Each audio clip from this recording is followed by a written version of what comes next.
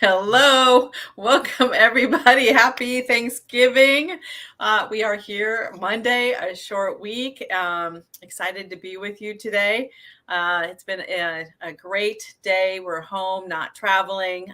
Some of us flew in Friday night for the end of our travel before Thanksgiving. We'll go back out again after Thanksgiving for a couple weeks. And Jen and I were talking and thought, gosh, we've just been on this whirlwind tour and have had the privilege of being with so many firm leaders at their firms, at conferences with young people in our next gen programs or other emerging leaders programs at different associations. And we thought, gosh, we should just maybe share some of the things that we're grateful for in the spirit of Thanksgiving around our clients and what we're seeing happening in the profession and in their firms. So we're just going to kind of tag team this and share some ideas with you. And maybe there'll be some ideas you can apply, but you also might see, gosh, maybe we should do this with our team and our clients and talk about all the good things that we're doing with our clients and have everybody kind of stop and reflect and get, present to it, because it can get kind of ucky in the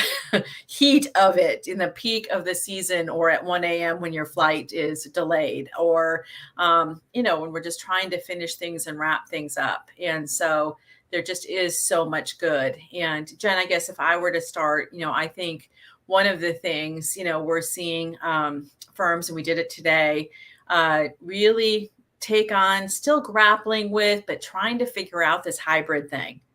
And we had a fun group of leaders today, and several of them had some pretty good objections still. We invited them. We're like, let's tackle them.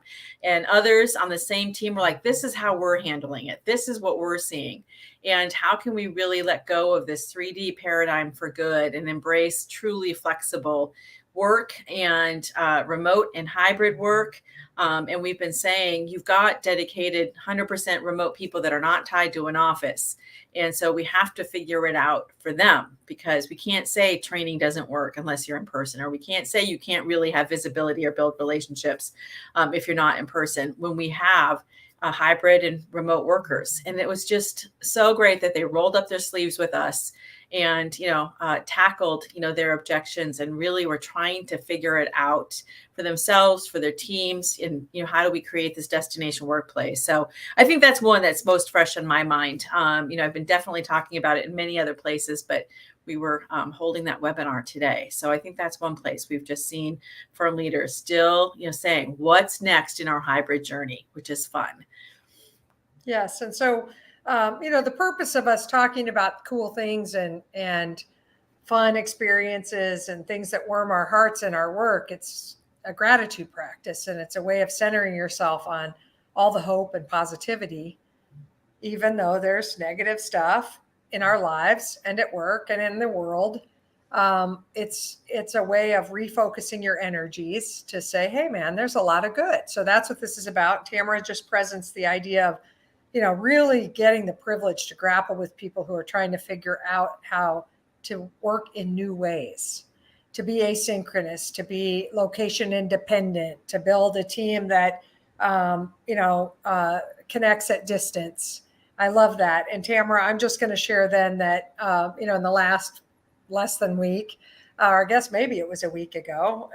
No, it wasn't. It was last Friday. I'm like, what day is it?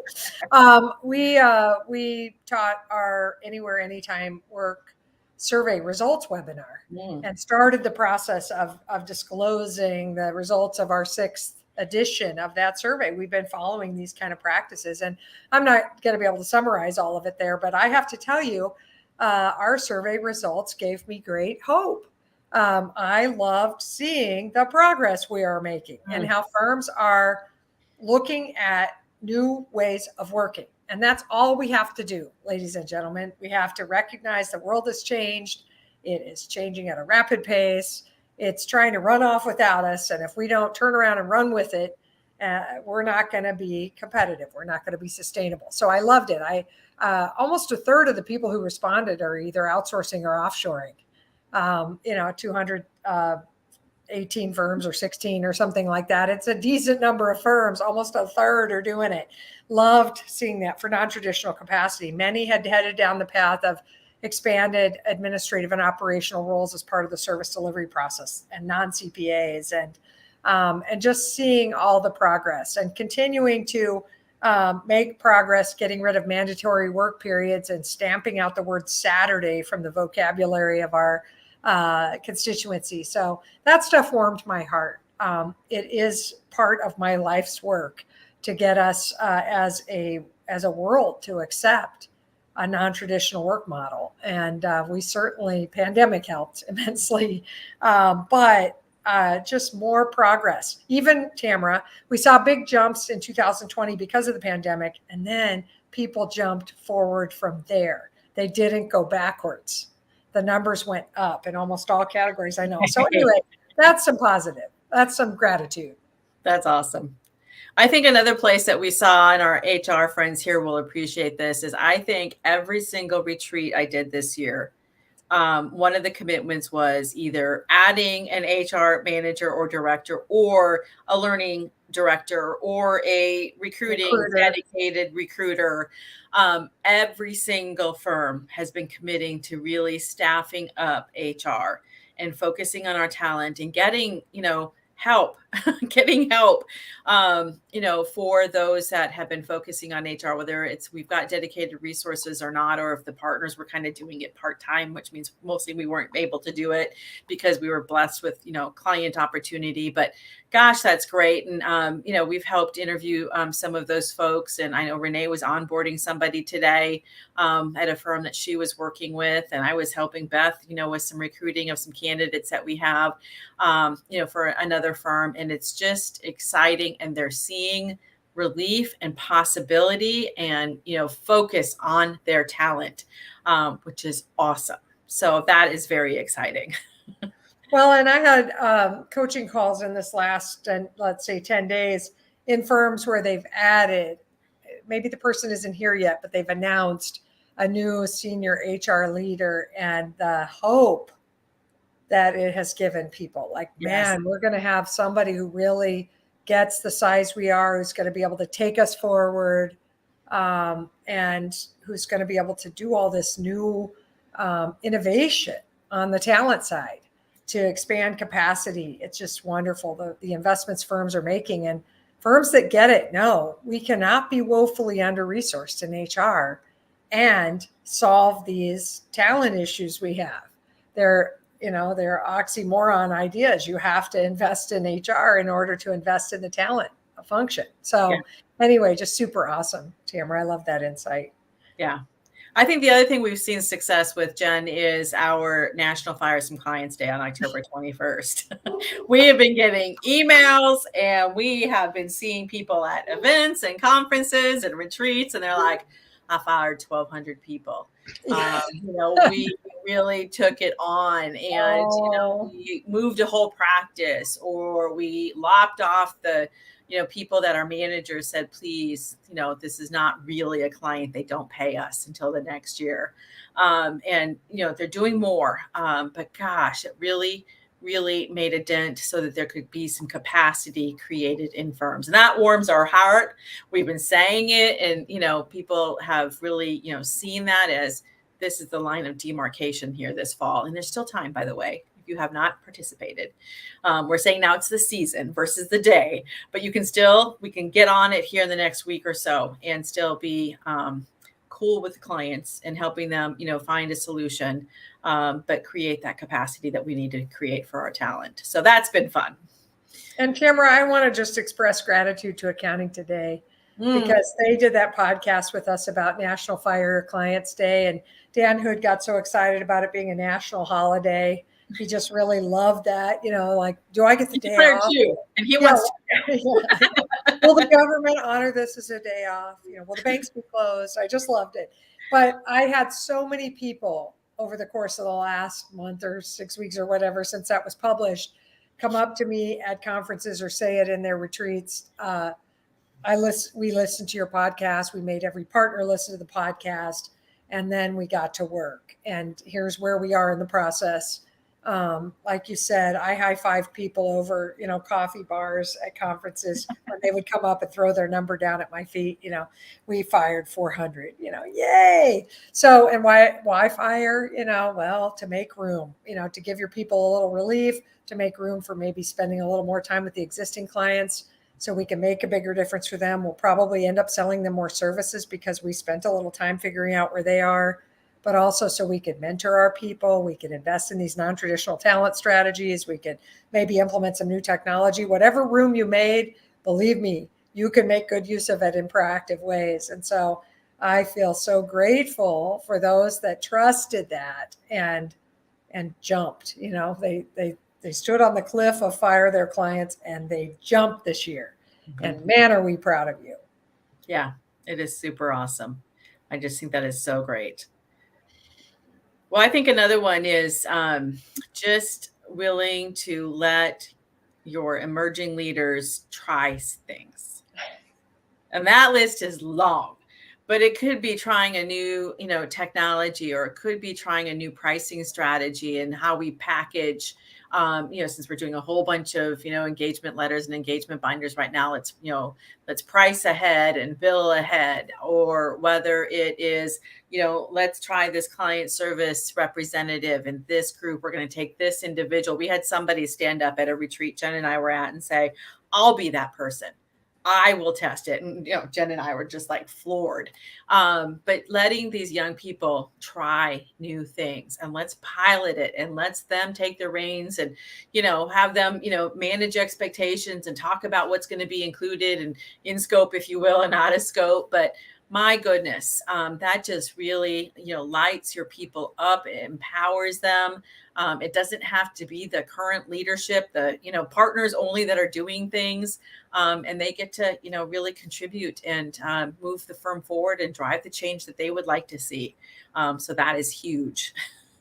Yes, I love that, Tamera. And I was, also investing in next gen talent from a leadership perspective. And, I think that I just today graduated a cohort with my colleague, Samantha Mansfield, who manages a technology client of ours. And, just such bright, young future leaders, and firms investing in them and saying, hey, we might not have gotten this when we were coming up, but we're going to make sure you get it.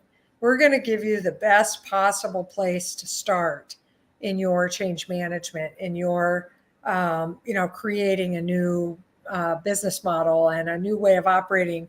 We're going to help equip you with leadership skills. We're going to give you 360 feedback. We're going to have you look at yourself and who you're being and how you occur to others. And with love, we're going to help you get better. Not like you people need to be fixed.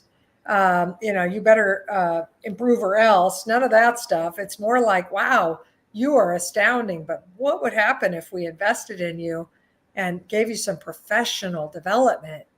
You could be like insanely good. And that's what we experience. We're getting these wonderful, bright, hungry, vulnerable, change ready people. And they're coming to us and they're like eating it for lunch with both a spoon and a fork, and they're taking it on. And it's some of the best work I personally do. I mean, I don't know how you feel, Tamera, but there's nothing better than seeing a person who's already pretty super make a big leap forward, have a bunch of ahas, start to practice new ideas and new ways of operating.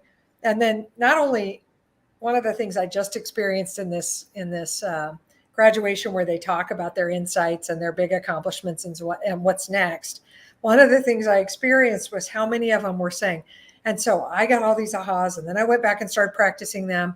And then I was transparent and told my team what I was doing and what I heard and what I was trying to work on. And then they started doing it too. And then, and I was like, yes, they're paying it forward. Yes. Yeah. Not only that, but transforming their team. Yep. Not just trying to do a little get better themselves, but offering the get better to others, and then being open to feedback. And anyway, just super great. It's the like the best session we do every year are those graduation sessions. And I just got to attend one for 2 hours today. It's very fun. Super That's fun. awesome. That is so great. I think another area we've seen transformation in is this really move to one firm. And we use that like so cliche or it's so trite or something. But then we really look under the hood.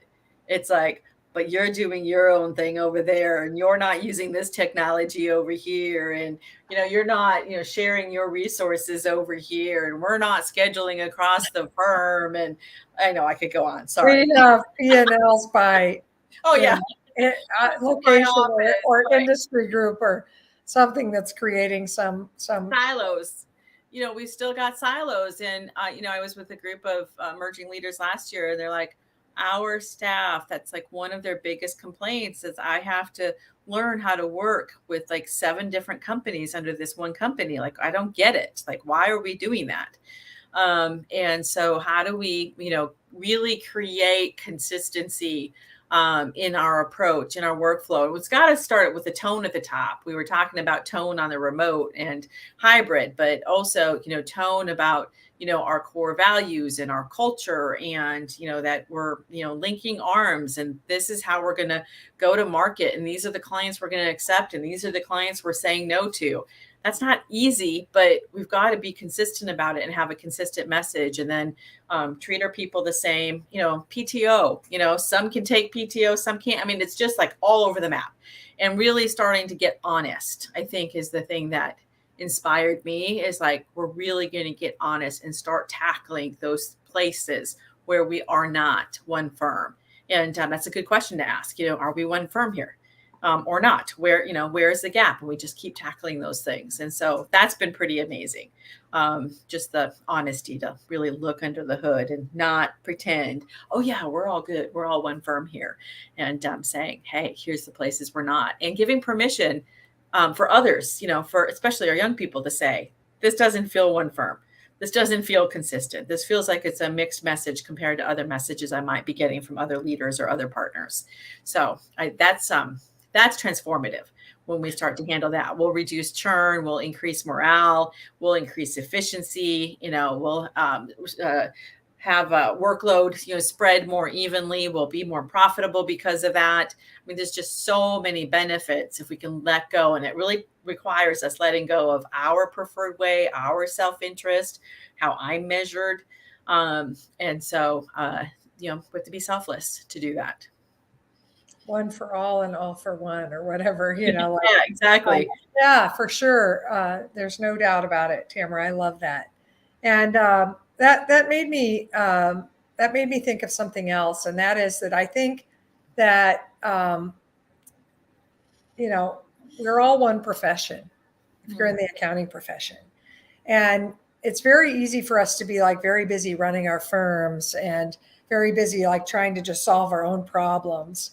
And 2 things I want to mention. One is I've been grateful and really like heartwarmed watching people at these association meetings and watching the associations themselves really encourage true collaboration and sharing and vulnerable, like here's what's not working at our place or whatever, and real support for change. So that's one piece. The second is I'm gonna do a shout out to the Tennessee Society of CPAs, but we're all one profession and we better figure out how to get the pipeline solved. And I have been so encouraged watching the Tennessee Society's members participate in trying to make accounting look like a great profession to kindergartners reading about it at elementary schools, middle schools, high schools. Those people are out there now in Tennessee at work saying, hey, if I want more accounting majors, I've got to shift the conversation earlier. And I'm so excited about it. I've just really enjoyed watching that initiative as it takes shape. And I'm sure there are other folks in other parts of the country doing it too, but that I've had like a front row seat and it's been really fun.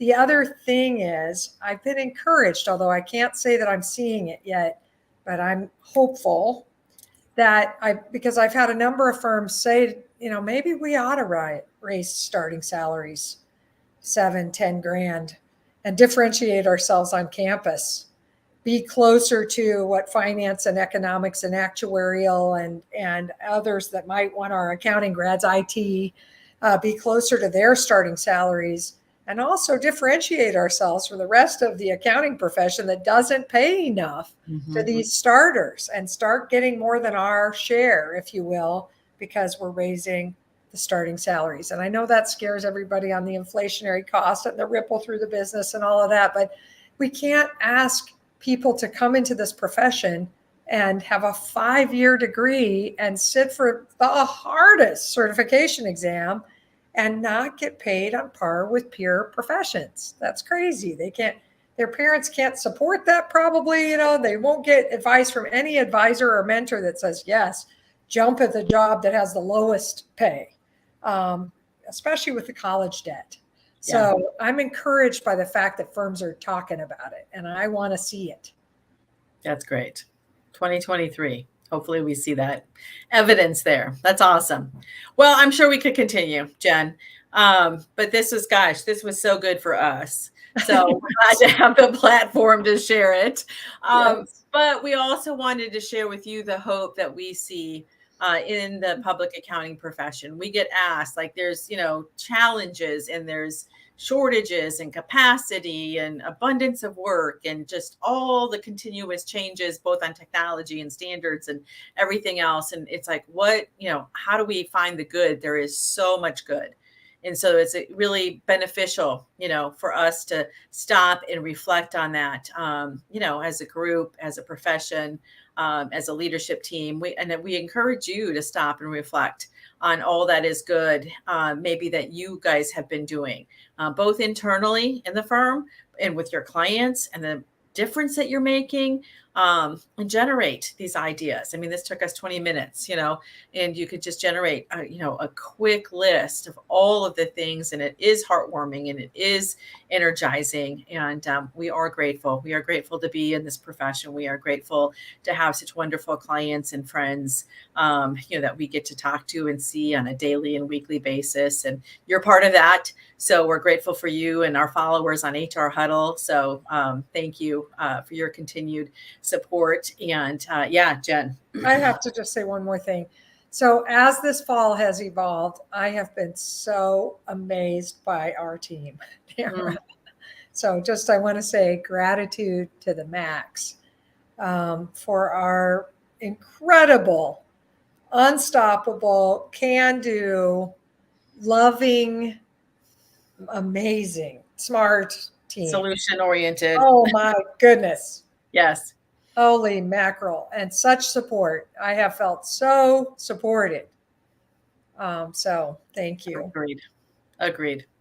So we're grateful. And we hope you have a wonderful Thanksgiving holiday. We hope you find some time to reconnect with loved ones, family, friends, and re-energize and pause and maybe practice a small gratitude practice for yourself. And we look forward to seeing you next week.